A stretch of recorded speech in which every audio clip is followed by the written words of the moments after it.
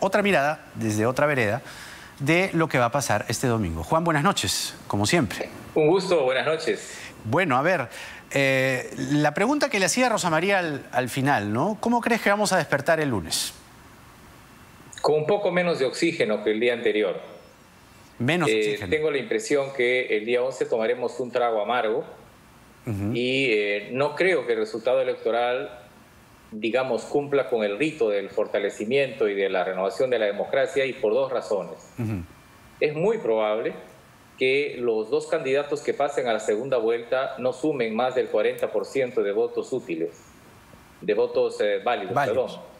Y esto implica obviamente un enorme desafío que tiene que ver con una especie de legitimidad inicial de quienes pasan a la segunda ronda. Y la segunda es porque creo que achatados los candidatos hacia abajo, y con esto que se está produciendo en las últimas horas, un relativo desembalse de este bolsón de los votos indecisos o decisos contrarios a votar por alguien, ofrece un giro, probablemente un giro electoral, para algunos sorprendente, por algunos duro, pero no sorprendente, pero que reitera la idea de que no son los candidatos los que escogen a sus electores y los convencen, sino son los electores los que encuentran a su candidato, es decir, el chapa tu candidato. Esas dos cosas tengo la impresión que nos quedarán como un sabor amargo para el día siguiente.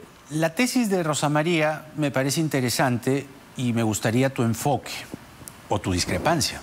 Este escenario de guerra que es real, el de la peste, 140.000 muertes según el SINADEF, permite o abre la cancha, y esto también tiene referentes históricos, de extremos, de castillos, de, digamos, ideologías así de extremas, porque tú decías algo bien interesante en el Twitter, y es que no necesariamente responde a si es derecha o izquierda.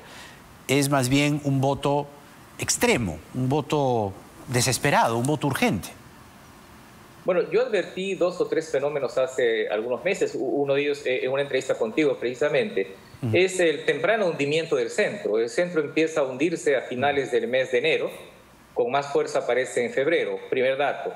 Segundo dato, se produce una especie de primarias al interior de los bloques de izquierda y derecha, porque el bolsón de resistentes no soltaba prenda. Y tercero, habían dos campañas. Una campaña del país oficial, de la élite, que ofrecía cosas del mediano y de largo plazo, mientras el otro país electoral vivía con menos intensidad del proceso y estaba más preocupado en el hambre, la falta de oxígeno, la vacuna, las camas UCI, el desempleo, etc.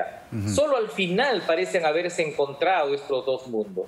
Y tengo la impresión que eso sí grafica, primero, el hundimiento de las opciones equilibradas, prudentes, la afirmación de extremos, que yo no digo que necesariamente sean malos, hay extremos y extremos.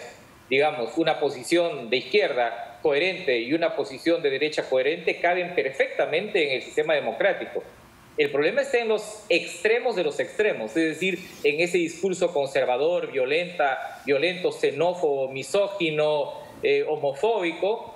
Y por el otro lado, esta idea de que la democracia se resuelve en 2 patadas, ¿no? Claro. Que es lo que expresan estos candidatos de última hora, que reciben el mote de izquierda radical. Y yo corrijo, porque no todo radical es de izquierda, uno, y no todo voto contestatario es de izquierda. Exacto. Y que en este caso yo, por ejemplo, a Castillo me atrevo a rotularlo como un nacional populismo, como hemos tenido varios en América Latina y los tenemos en Europa, pero que no es necesariamente de izquierda, sino tiene más parentesco con la derecha.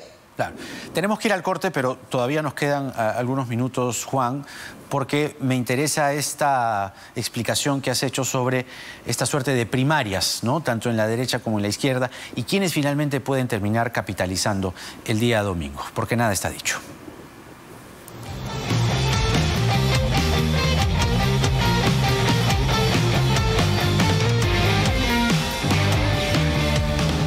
Juan de la Puente está con nosotros, reconocido analista político y director de la publicación Pata Amarilla. Y mira, Juan, nos están mirando nuestro buen amigo Juan Carlos Ortecho, editor de deportes de RPP. está siguiendo la entrevista y me comparte un poema de William Butler Yeats.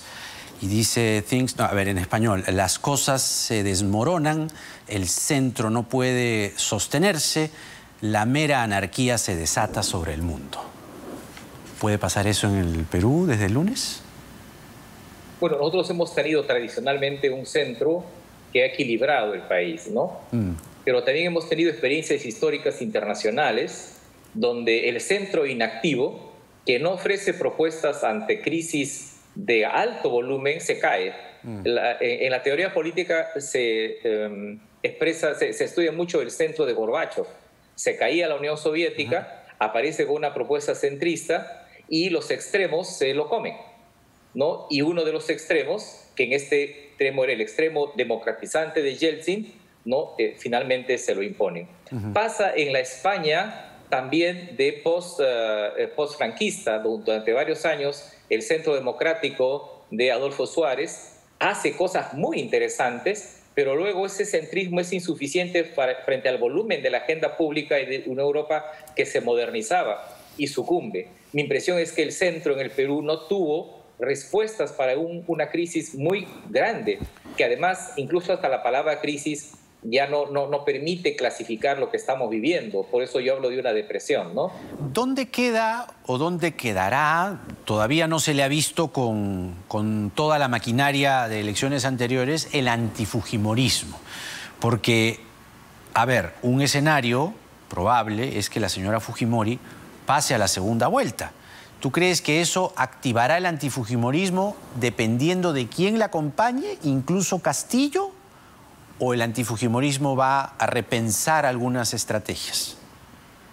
Bueno, esta es como una novela más brasileña que mexicana, porque en las novelas brasileñas, dicen los especialistas, hay tantas polarizaciones, ¿no? Y dramas que se cruzan y uno no sabe al final cuál polarización es la que terminará imponiéndose. Y acá tenemos una polarización que es fujimorismo y antifujimorismo, que aparece en las últimas horas. Es una vieja polarización, la polarización derecha-izquierda, la polarización económica que me sigue pareciendo sustantiva entre el cambio de modelo y el no me toquen el modelo, la polarización entre las libertades democráticas y el discurso conservador, ultra, ¿no? Que niega derechos, que niega todos los derechos.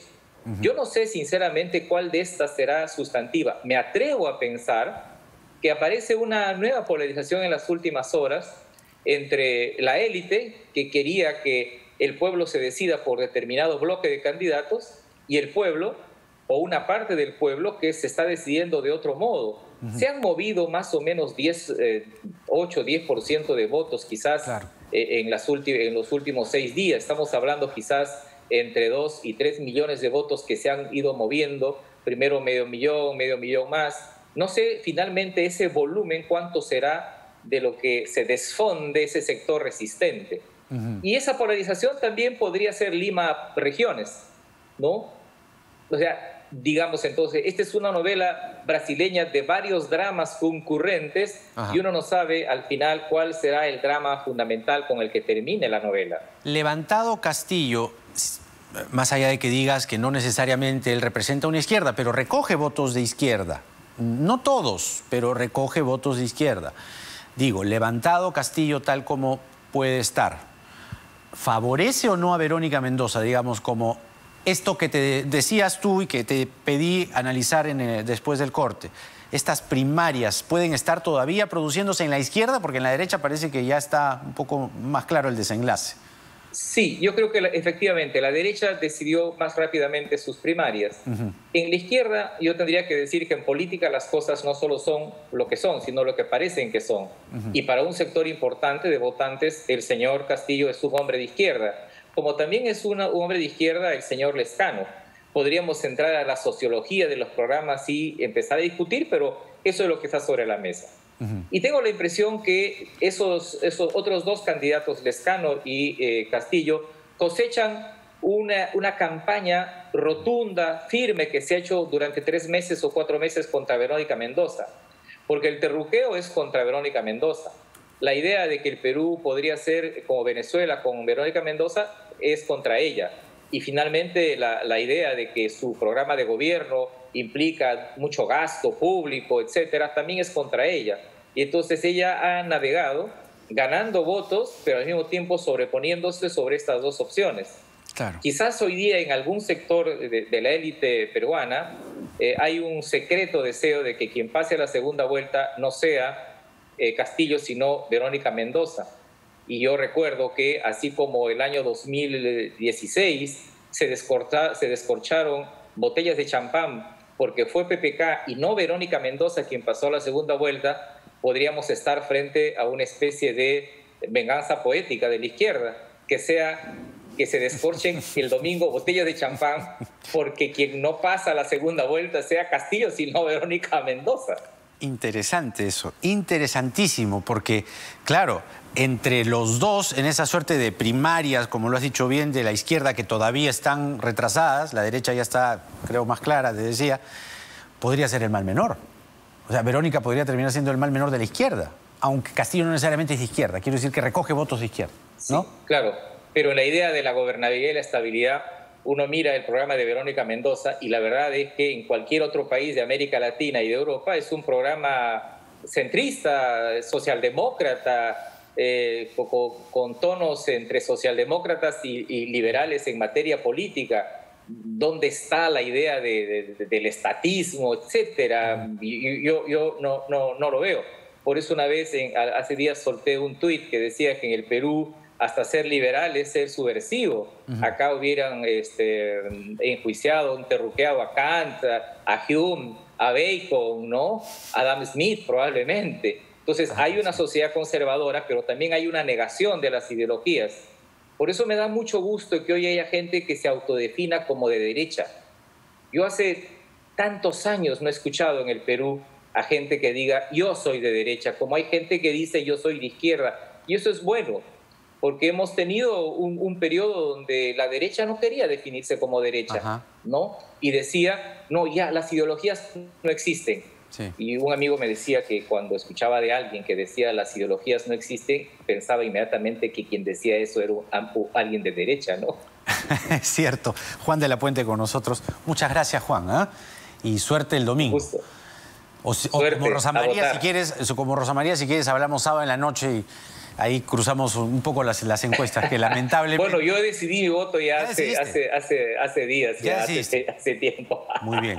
No te voy a preguntar por quién, pero qué bueno que ya lo tengas decidido. Gracias. Buenas noches. Muy bien. Vaya campaña que se termina hoy, ¿no? Difícilmente la olvidaremos por lo que queda de nuestras vidas, por lo menos quien les habla. Yo pensaba que la de 1990 había sido la campaña más feroz, pero esta la ha superado por lejos. Pandemia y muerte, pandemia y hambre, y eso a su vez ha traído un feroz populismo, extremismos, fanatismos, odios, desánimo, miedo, incertidumbre y todo eso que ustedes sienten en este momento. Usted sabe muy bien qué candidaturas han buscado despertar el encono y el enfrentamiento entre los peruanos y quiénes probablemente no. En lo que a este programa se refiere, hemos puesto en la pantalla a todos los candidatos y candidatas que aceptaron venir presencial o virtualmente. Llamamos a todas y todos. De más está decir que llamamos también a la señora Fujimori y al señor De Soto, pero por decisión suya, también al señor Acuña. Por decisión de ellos, personal, no aceptaron o no pudieron. Todas las demás candidaturas han pasado por un riguroso cuestionario que ustedes no solo han podido escuchar, sino también confrontar. Incluso nuestro ping-pong lo que buscaba era una respuesta rápida, inteligente, oportuna, apelando al buen reflejo o mal reflejo de quien aspira a gobernarnos. Porque de lo que se trata es que vayan este domingo a votar con información, con las ideas claras de lo que quiere usted y de lo que ofrecen cada una de las candidaturas.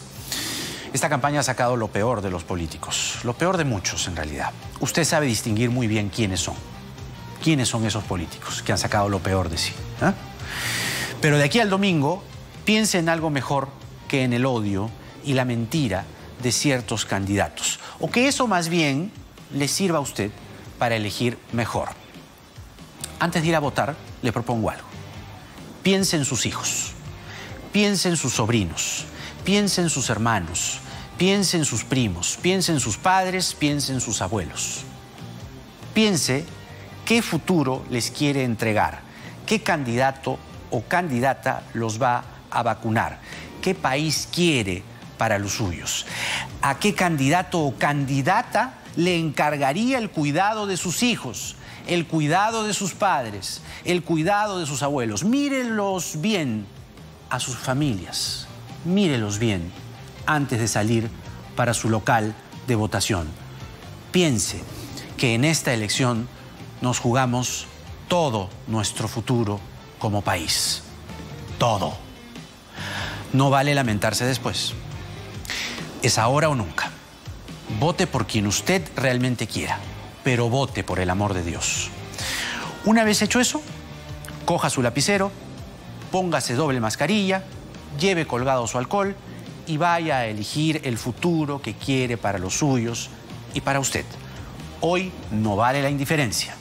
Hoy no vale decir que escojan los otros. El lapicero que usted llevará el domingo es el arma que la democracia nos confiere para decidir a quién le entregamos nuestros destinos. Y que Dios ilumine al Perú. Buenas noches.